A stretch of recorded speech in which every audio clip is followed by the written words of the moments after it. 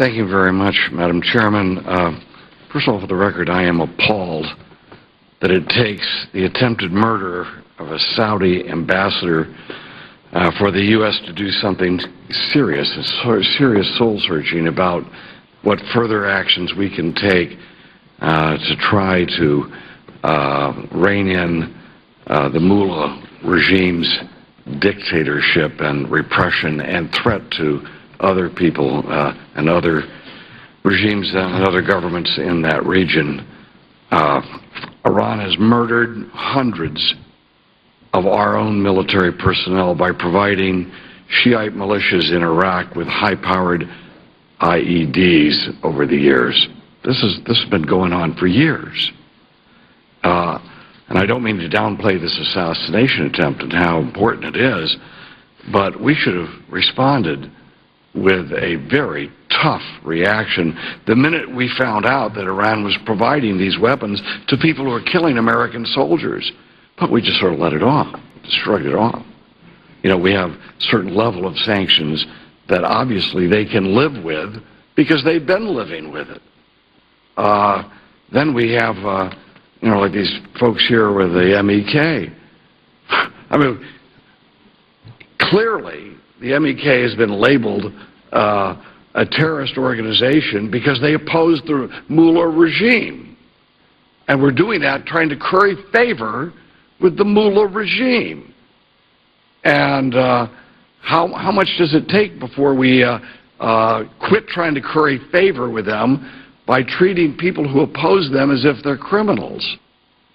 It's the mullah regime who are the terrorists, not the MEK. The MEK wants to establish a democracy there. I'm not saying I agree with everything they stand for, but by designating them terrorists, we're giving the mullahs the idea that we're weak. How do we expect to get anywhere in this world when we treat our friends who believe in democracy as if they are enemies, and our enemies as if they're our friends? Seems to me that's what's going on here. Just look, we are at a point where we have a representative of our government who can't even say we believe in regime change, with a mullah dictatorship that's building nuclear weapons and undermining governments throughout that region, and now is engaged in hiring an assassin to commit an act of assassination and a bomb explosion here in our nation's capital. We don't even have a government, our government, suggesting that that government shouldn't, there should be a new regime there. Of course that's seen as weakness. We are seen as weaklings, not as, so what if we side emotionally with the people of Syria? We couldn't even, we had a tepid, this administration had a tepid response to the brutal and murderous repression of the Iranian people when they went into the streets to the stolen election. A stolen election means you have a group of people who are superimposing power over others illegitimately. This is not a legitimate government, and we can't even say we believe in regime change. I can see why the mullahs now think we're so weak that they can go into conspiracies to set off bombs in our nation's capital. Look, all of these years we've known what the mullahs are all about. They have expressed their hatred towards the West and towards the United States, their commitment towards and utilizing brutality and murder to achieve their ends, and yet we can't even move, we can't take them off the terrorist list for just their opposition, and much less can we support all of the ethnic groups and the young Persians in Iran who are struggling and risking their lives against the mullahs. We haven't provided any material support, we haven't provided any weapons, we haven't provided any way that they can actually impact the mullahs' dictatorship and control in Iran. Shame on us. Our founding fathers and generation after generation of Americans have fought for freedom. We're not even willing to take the risk of saying there should be a regime change in Iran. Shame on us. Thank you, Mr. Rohrabacher. Thank you, Mr. Rivera. Mr. Sherman is recognized.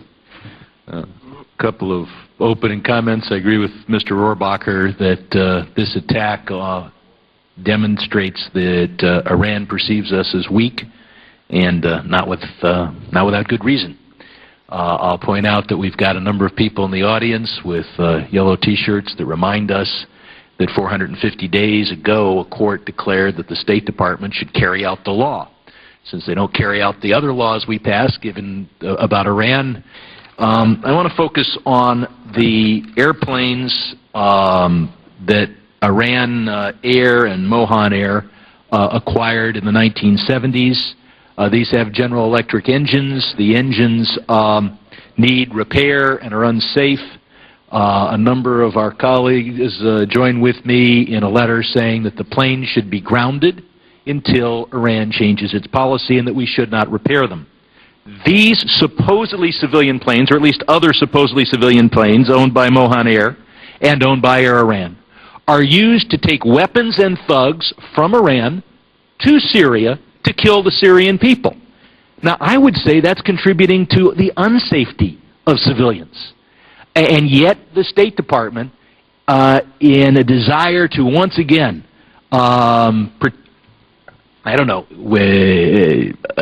eviscerate our sanctions, is supportive of this license.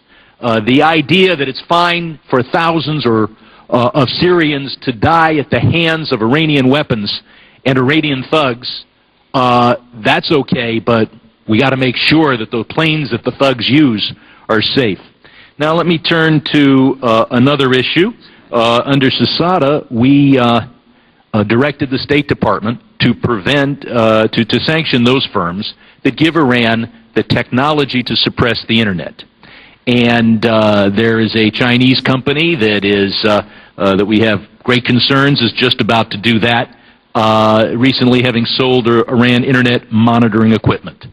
The State Department, consistent with its policy under the Iran Sanctions Act, has a policy of just ignoring the law and has refused to identify any item of equipment that would trigger this provision of SISADA. I know it's taking you 450 days to deal with the court decision, and this is less time than that. Any chance that the State Department will, since this committee passed, at least at the committee level, a provision directing you to do so, identify those items of equipment that are sanctionable under SISADA dealing with Internet suppression? Congressman, we certainly want to follow through on the law as it has been executed by you all and signed by the President, and I will come back to you with further information on that. Any chance you'll get it done within 450 days? I understand your concern. And any chance you'll get it done during the current administration? I understand, sir. Given the fact that Iran is engaged in an active war against the United States, you would think that the State Department could act a little bit more quickly. Finally, is there any chance that you're going to sanction any multinational corporation under the Iran Sanctions Act for investment in the Iranian oil sector, except for those companies owned by Iran themselves? There have been, in fact, a number of sanctions. If I may let Undersecretary Cohn speak to this issue. And before we adjourn, I neglected to point out the pictures that we have in the side of the committee room, and I think that they summarize the clear threat that the Syrian and the Iranian regimes pose to U.S. national security, to our interests, to our allies, as well as the threat they pose to their own people, as we can see there. And they should serve as a call to action to compel those regimes now to end their pursuit of nuclear weapons, chemical and biological weapons, advanced missile programs, their state sponsorship of global terrorism, and their gross violations of the basic human rights of its citizens. And the time is now, we all agree, if we are to shut these regimes, the time is now.